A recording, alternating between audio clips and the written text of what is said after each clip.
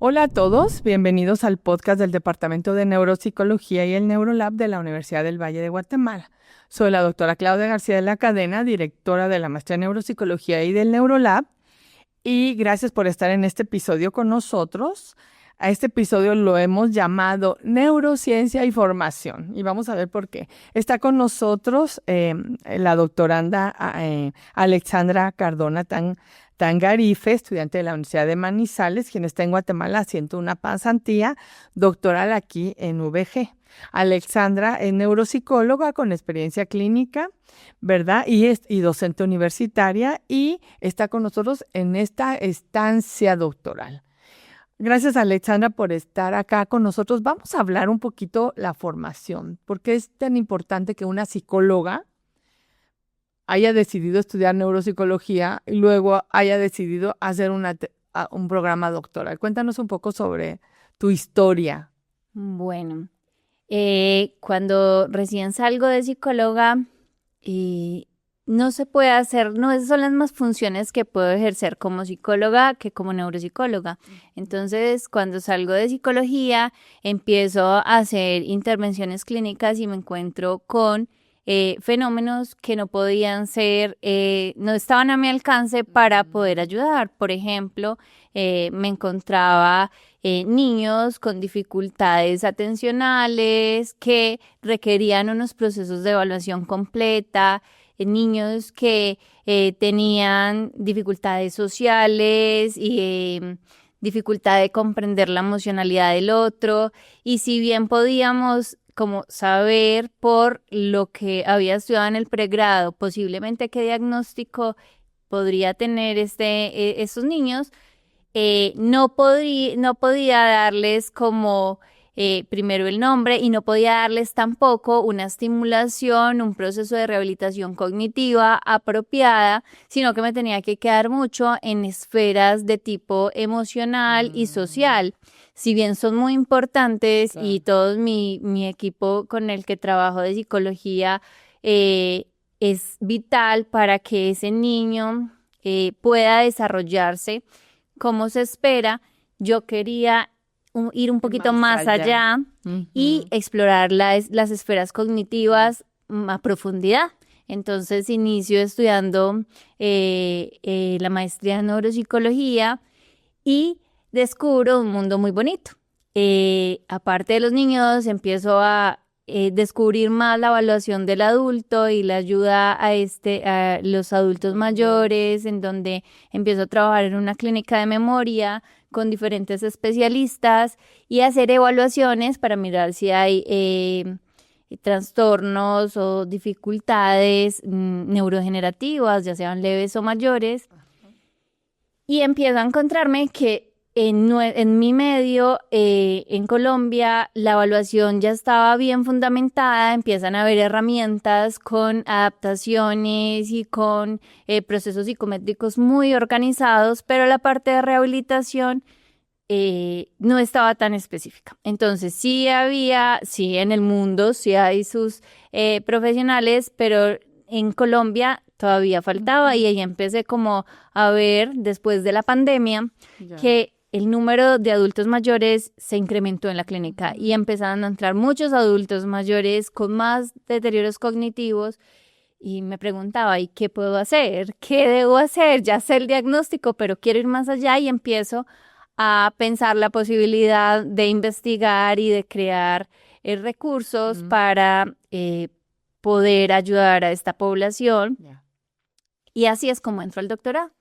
Empiezo a proponer diferentes tipos de estimulaciones y finalmente encuentro un programa computarizado que ya está en nuestro medio, que se utilizó con otra población, pero lo llevo al trastorno neurocognitivo leve. Y lo empiezo a comparar con un programa que ya estaba creado en la clínica donde yo trabajo, se llama Plenamente, y allí habíamos creado como el tradicional a través de lápiz y papel, pero los adultos se veían mejorías. Pero entonces, ¿será que este programa computarizado tiene mayor efecto que el tradicional? cuál será el mejor programa para que trabajemos con estos adultos. Es necesario mejorar la vida del adulto, de la familia, y en el sistema dar herramientas para que puedan trabajar. Y así fue que decidí estudiar el doctorado. O sea que en realidad es una necesidad, o sea, tuviste una necesidad, te quedaste con pocas herramientas. Tenías pocas herramientas como psicóloga para atender a los pacientes, o sea, atendías una área, ¿no? Que la área socioemocional, que en eso somos muy fuertes los psicólogos, pero la parte cognitiva estaba un poco corta, ¿verdad? Y esa posibilidad de poder, porque hay mucha gente que nos ve y que quiere estudiar neuropsicología. Nosotros tenemos un programa aquí que tenemos 10 años con ese programa. Y a veces me dicen, pero ¿por qué puedo pero si yo sé aplicar pruebas, ¿es lo mismo aplicar pruebas que ser neuropsicólogo? No.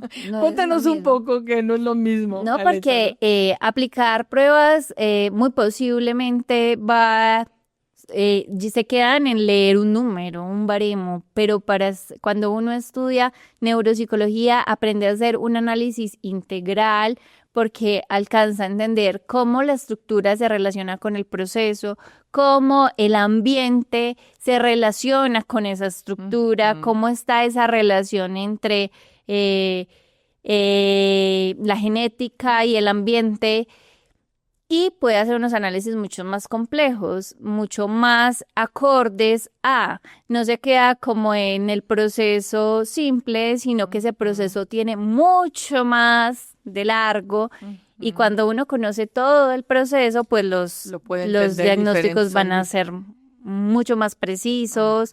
Aparte, el momento de intervención también va a ser con unos protocolos más estructurados, más hacia la necesidad del paciente y no solo por hacerlo. Así es, porque a veces nos dicen, bueno, administramos pruebas, pero en realidad administramos pruebas, pero ¿cómo integramos? ¿Cómo conectamos esa información y la parte clínica? ¿Qué piensas de la experiencia de estar viendo? Porque platicábamos hace un rato, con Alexandra, la idea de que en la clínica ella atiende todas las áreas del ciclo vital. Entonces, ¿cómo haces un ojo clínico? ¿Cómo tiene que ver con la experiencia? ¿Tiene que ver esa mezcla de la experiencia con tu formación? Cuéntanos en tu caso. Ambas cosas. Como psicóloga no tendría ese alcance. Primero, la formación es fundamental.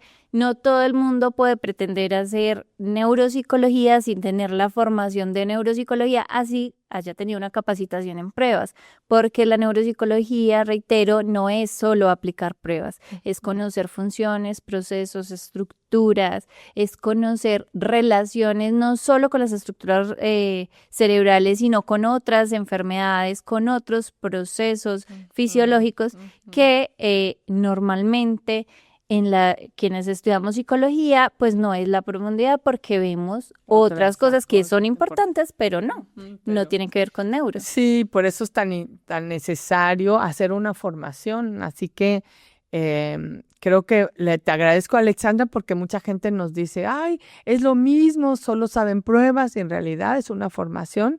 Así que gracias por compartir esto. Vamos a cerrar nuestro capítulo invitándolas para que se inscriban. Empezamos en enero, a finales de enero del 2027. Están abiertas ya las inscripciones para nuestra maestría, así que las esperamos.